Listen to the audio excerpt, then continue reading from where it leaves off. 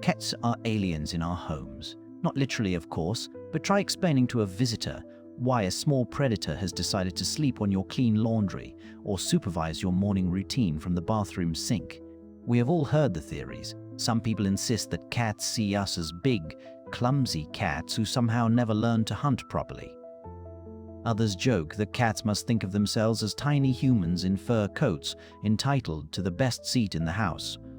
But the truth is far more mysterious and, in many ways, far more beautiful. Cats do not see us as oversized felines, and they certainly do not view themselves as small people. We are something else entirely, a category that does not quite exist anywhere else in their world. We are a different species that they have decided, against all their wild instincts, to let inside. Here is the part that stings a little for devoted owners. Not every cat forms a deep bond with every human. You can fill the bowl twice a day for years. You can buy the expensive food, the heated beds, the towers that scrape the ceiling. But feeding a cat does not guarantee its heart. The real connection, the kind that makes a cat choose your lap over a warm sunbeam or your side of the bed over a perfectly good cat tree, is earned. It is fragile. It is rare. And once you have it, you will see it in 100 small behaviors that have absolutely nothing to do with hunger. So how do you know if you have truly been chosen? You look for the signs, not in grand gestures, but in the quiet, everyday moments where a cat reveals what it normally keeps hidden.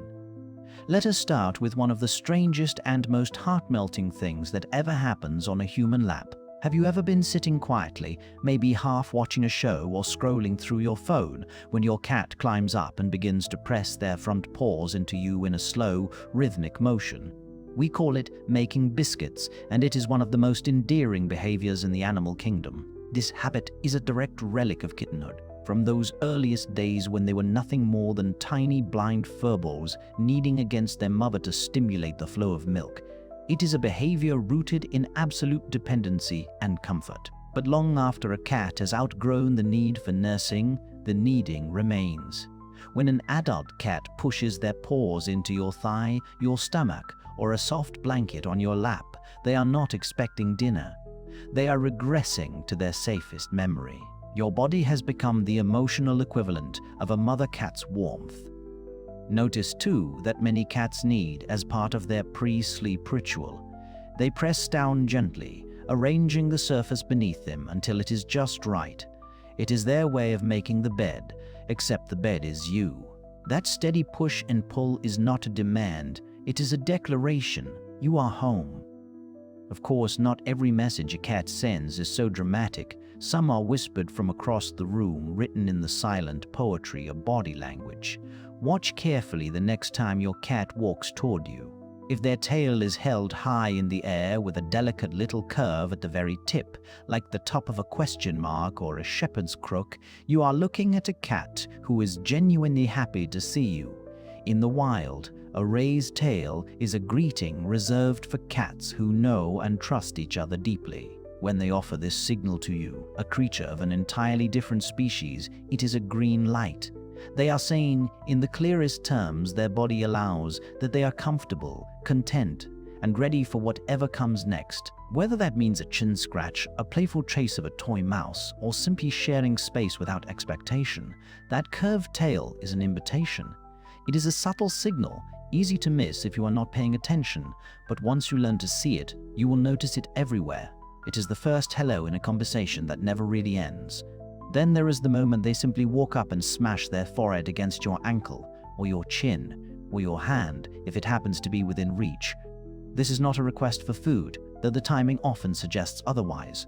This is scent marking, and it is one of the highest honors a cat can bestow upon a living thing. Cats possess scent glands along their cheeks, foreheads, and chins that release pheromones invisible to the human nose, but unmistakable to them. By rubbing against you, they are not just saying hello, they are claiming you. They are surrounding themselves with a smell that makes the world feel predictable and safe. You have become part of their territory in the most intimate sense possible. You are not a possession to them. You are a landmark. A comfort zone made not of blankets or cardboard boxes, but of skin and warmth and familiarity.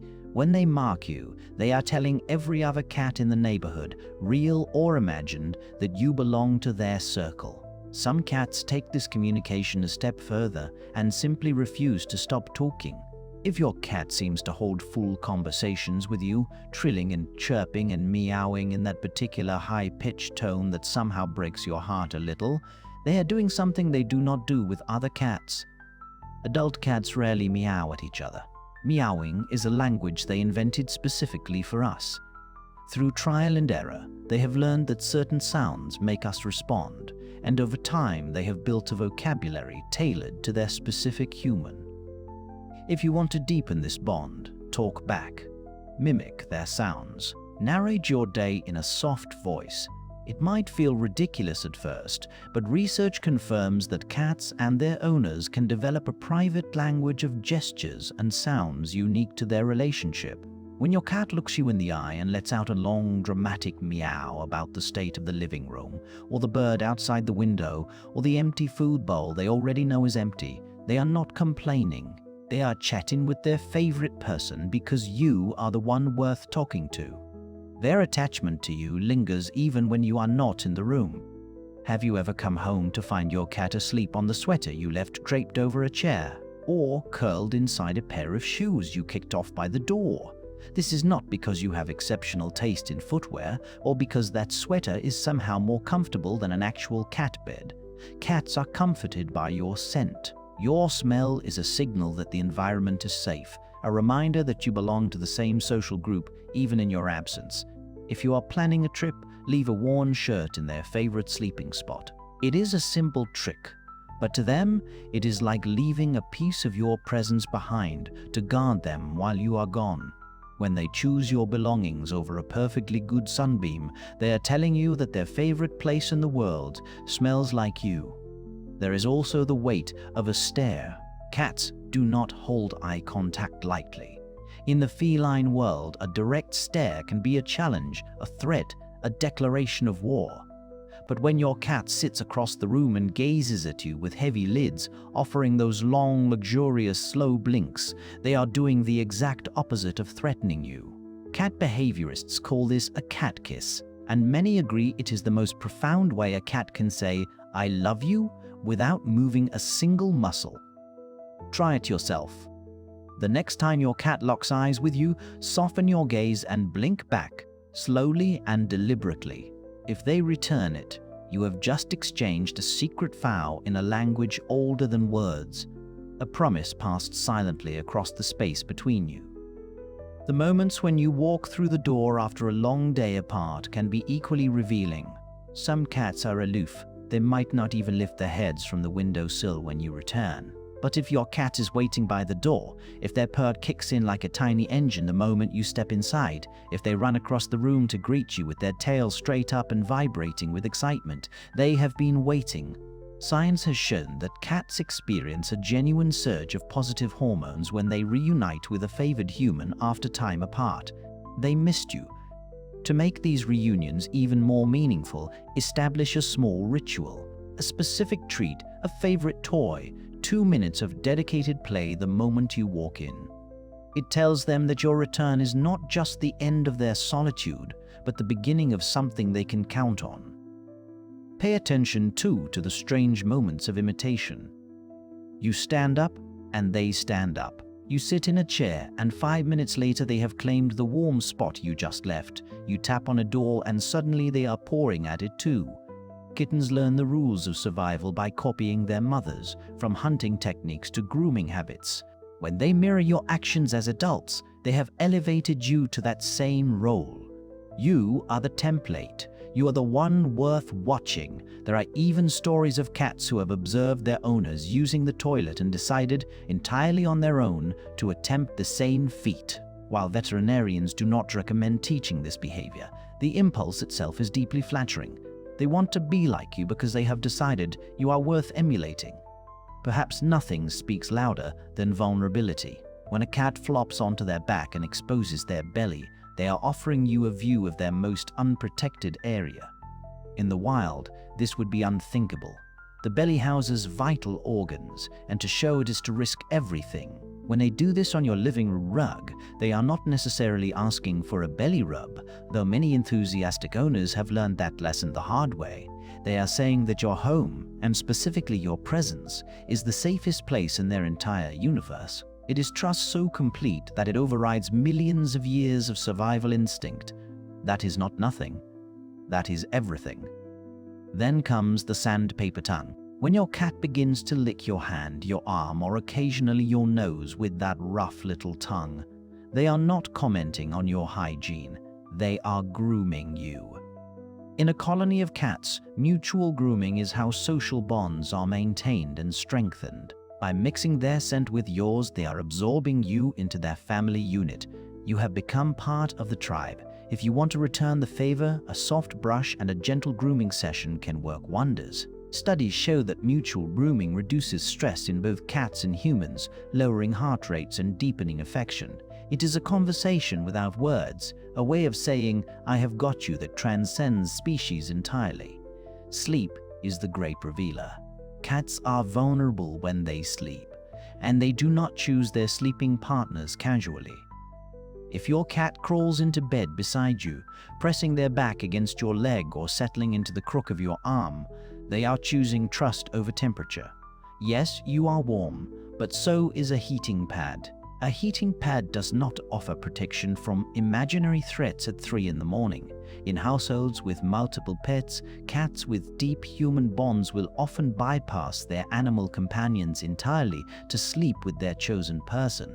If you want to encourage this, a small blanket or pillow placed near you can create a dedicated space that still keeps them close. But the message is already clear. They sleep best when you are near. Some cats express this closeness with their teeth, though not in the way you might fear. Those gentle, non-aggressive nibbles, sometimes called love bites, are echoes of kittenhood play. When they were young, they bit their siblings softly during roughhousing. When they do it to you, they are treating you as family. If the pressure ever becomes too much, a gentle redirection with a toy is all that is needed. But do not mistake the behavior for aggression. It is affection in its most primal, playful form. And then there are the cats who simply cannot let you out of their sight. The ones who follow you from the kitchen to the bathroom to the bedroom, weaving between your feet until you are certain you will trip and break your neck. This shadow behavior is not about food. If it were, they would stop after the bowl is filled. They follow because you are their anchor. You are the source of safety in a world that is often too loud, too fast, and too unpredictable. If you are worried about accidentally stepping on them, a soft verbal warning or a gentle sound can help, but know that every step they take behind you is a compliment. You are their home base. All of these signs build toward one final, unmistakable proof that you have been truly chosen. Have you ever picked up your cat and held them like a baby, cradling their exposed stomach, and felt them go limp and purr instead of panicking? Have you touched their nose, trimmed their claws, or examined their paws without a fight? Cats are notoriously selective about who handles them. They can distinguish their owner's touch from a stranger's even without seeing or smelling the hand, relying instead on the pressure, the rhythm, and the familiarity of your care. When they allow you to do things that would send them into a frenzy if anyone else attempted them, you have reached the center of their heart. You are not the food bringer. You are not the door opener. You are their person. So who are we in their eyes? We are not big cats. We are not small humans. We are something far more rare. We are the chosen guardians of their trust, the keepers of their scent, the pillows they need, the voices they answer, and the safe harbor where survival instincts go to rest. That bond is not automatic.